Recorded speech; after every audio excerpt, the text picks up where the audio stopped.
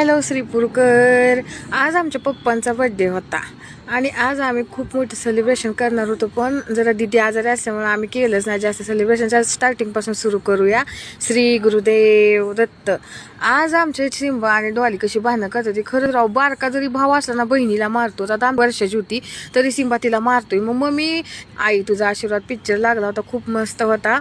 आणि मग मम्मी मी तिकडेच बघत बसलो होतो, पण म्हणलं चला आपल्या पुन्हा मस्त ती 5 वाजल्या का चहा वगैरे करायची, निवांत भांडी कोंडी धुवून बसलो होतो. आणि आमची मम्मी बघा पिक्चर वगैरे म्हणली बघ यांना.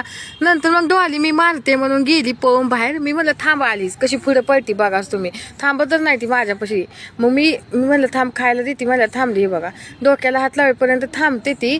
नंतर मग मी जर म्हणली ना ओरडली ना थांबा आलीच अजून एकदा. मग नंतर त्याच्या आईजवळ गेली, पिवळ्याजवळ गेली, दोघं पी पळून. पिवळ्याला तर माहिती आता मी आली म्हणजे हाणतच असतील नेमकं. पिवळ्यानं मला ओळखून ठेवली हो. मी रागात, ती ओळखतं मी रागात आलेली, प्रेमानं आलेली. कुत्र्यासारखं प्रेम कुणीच करू शकत नाही कोणा. मग नंतर सिंबा आतून वाकून बघत होता कसा बघा माणसांसारखा. मेरे सामने वाली खिडकी में एक चांद का तुकडा रहता ऐसे समज के वो देखता है देखो. मग नंतर आम्ही संध्याकाळी चाललो होतो जरा चौकात. दीदीला मेडिकलमध्ये काम होतं, जरा गोळ्या आणायच्या होत्या म्हणून गेलो होतो. मग मला एक गाणं म्हणायला सुचलं, पण ते गाणं काही चुकलंय आपल्याकडं, बरोबर बी नाही आलं बघा.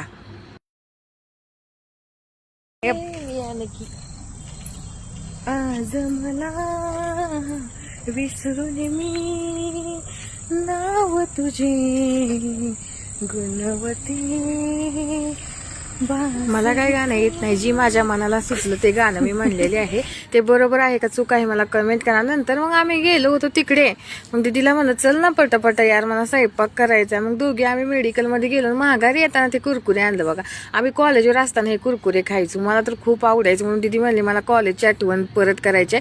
आणि असं रस्त्यानं कुणाला खायची सवय आहे मला कमेंटमध्ये सांगा. मी लहानपणापासून अशीच आहे, मला असंच आवडतं असं रस्त्याने ती खायला. नंतर मग पप्पाच्या बर्थडेसाठी भयानं अचानक सरप्राईज दिलं त्या बारक्या. केकच घेऊन आला डायरेक्ट. पप्पाला म्हणला कपडे घाला. मग आम्ही पप्पाला ओवळलं वगैरे. मग नंतर मम्मीला म्हणलं तू बी ओवळ, आता आपण दोघीचा दीदी काय ओवळत नसते आजारी असल्यामुळं.